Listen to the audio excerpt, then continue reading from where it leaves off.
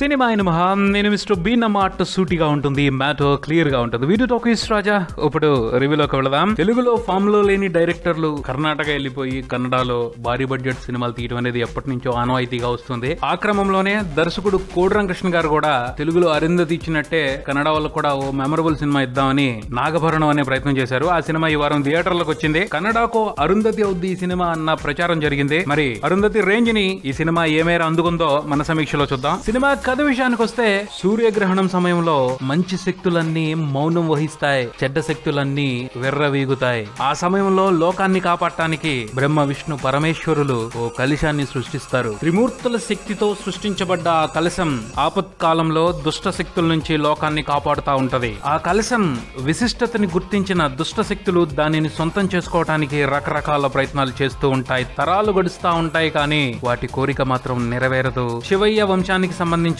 కొంతమంది వ్యక్తులు దానిని వంశపారంపర్యంగా కాపాడుకుంటూ వస్తూ ఉంటారు. ప్రస్తుత తరంలో నాగమ్మకు దక్కుతుంది కలశాన్ని కాపాడే కర్తవ్యం. తన కర్తవ్యాన్ని నాగమ్మ ఎలా నిర్వర్తించింది అన్నదే సినిమా మిగిలిన కదా. విశ్లేషణ విషయానికి వస్తే, కోడి రామకృష్ణ గారు 40 సంవత్సరాలుగా సినిమాలు తీసుకుంటూనే వస్తున్న ఉద్దండ దర్శకుడు. ఆయన కెరియర్ లో ఉత్తమోత్తమైన సినిమాలు ఉన్నాయి, అలానే కొన్ని భయంకరమైన ఫ్లాపులు కూడా ఉన్నాయి. ఆటలన్నాక గెలుపోటములు, సినిమా అన్నాక ఫ్లాపులు హిట్లు సహజం. జయాన్ని అపజయాన్ని బ్యాలెన్స్ చేసుకుంటూ మధ్య మధ్యలో కొంత ఎక్కువ గ్యాపే తీసుకున్నప్పటికీ అప్పుడప్పుడు తళుక్కుమని సూపర్ హిట్లు ఇస్తూ తన ఉనికిని 40 సంవత్సరాలుగా గ్రాండ్ గానే తెలుగు ఫిల్మ్ ఇండస్ట్రీలో చాటుకుంటూ వస్తున్నారు రామకృష్ణ గారు. ఇక సినిమా అన్నాక ఎప్పుడు ఎందుకు ఏది క్లిక్ అవుద్దో తెలియదు, అలాగే ఎప్పుడు ఏది ఎందుకు క్లిక్ అవుదో కూడా అర్థం కాదు. అమ్మోరు, అరుంధతి వంటి చిత్రాలు ఆయన ఓ ఛాలెంజ్ గా తీసుకుని కొత్తదనాన్ని ప్రేక్షకులకు అందించాలి అని లక్ష్యంగా పెట్టుకుని ప్రయత్నించి బ్రహ్మాండమైన విజయాలు దక్కించుకున్నారు. అంతేగాని పలానా సినిమా లాగా తీయాలి అని ఆలోచించి ఆ సినిమాలు తీయలేదు.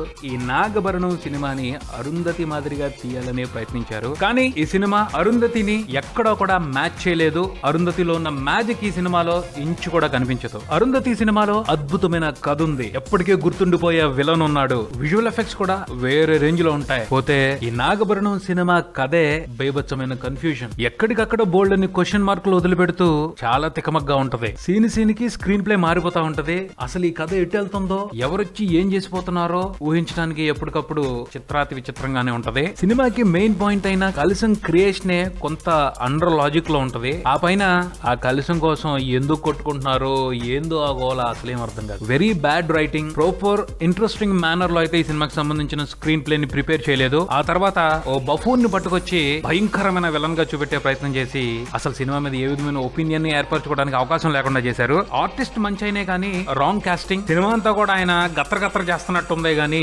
భయపడుతున్నట్టు బీభత్సాన్ని క్రియేట్ చేస్తున్నట్టు అయితే ఉండదు. ఈ రెండు సంగతుల్ని లెక్కలోకి తీసేసుకుని సినిమా అసలేం బాగోలేదు అని ఓ అంచనాకు వచ్చేయచ్చు. ఆ పైన ఏదైనా మాట్లాడుకోవాలి అంటే విజువల్ ఎఫెక్ట్స్ గురించి బాహుబలి సినిమా కోసం పనిచేసిన ముక్త ఈ సినిమా కూడా పనిచేయడం జరిగింది. క్వాలిటీ పరంగా విజువల్ ఎఫెక్ట్స్ పర్వాలేదే కానీ కాన్సెప్ట్స్ మాత్రం కొత్తగా లేవు, ఇంప్రెస్ చేసేలాగా, థ్రిల్ చేసేలాగా లేవు. కీర్తిశేషులు విష్ణువర్ధన్ గారిని ఈ సినిమాలో మళ్ళీ నటింపు చేశారు విజువల్ ఎఫెక్ట్స్ తో. ట్రైలర్ లో బ్రహ్మాండంగానే అనిపించింది, కానీ సినిమాలో గ్రాఫిక్స్ తో క్రియేట్ చేసిన మనిషిలాగానే అనిపించారు. ఎక్కడో ఏదో మిస్టేక్ జరిగింది. ఓ పర్ఫెక్ట్ క్లారిటీ అయితే అనిపించలేదు. నిజంగా మనిషి వచ్చి ఏదో చేస్తున్నాడు అన్న ఫీలింగ్ కలగలేదు. డూపులు వాడి విజువల్ ఎఫెక్ట్స్ తో కవర్ చేసినట్టే ఉంది, కానీ బ్రహ్మాండమైన వర్క్ లా అనిపించలేదు. సాంకేతికంగా అన్ని విభాగాలు పర్వాలేదనే పనితనాన్ని కనపరిచాయి. గురుకిరణ్ గారి పాటలు కొన్ని బాగున్నాయి, కొన్ని బాలేదు. బ్యాక్గ్రౌండ్ స్కోర్ కూడా అక్కడక్కడ చాలా బాగుంది, కొన్ని చోట్ల తలనొప్పి తెప్పించే మూతలాగా అనిపించింది. నటీనటుల అభినయం విషయానికి వస్తే, దివ్య స్పందన రమ్య మెయిన్ క్యారెక్టర్ లో నటించారు. ఆవిడ పోషించిన పాత్రలోనూ కథలోనూ ఉన్న కన్ఫ్యూజన్ మూలంగా పెద్ద గొప్పగా ఆవిడ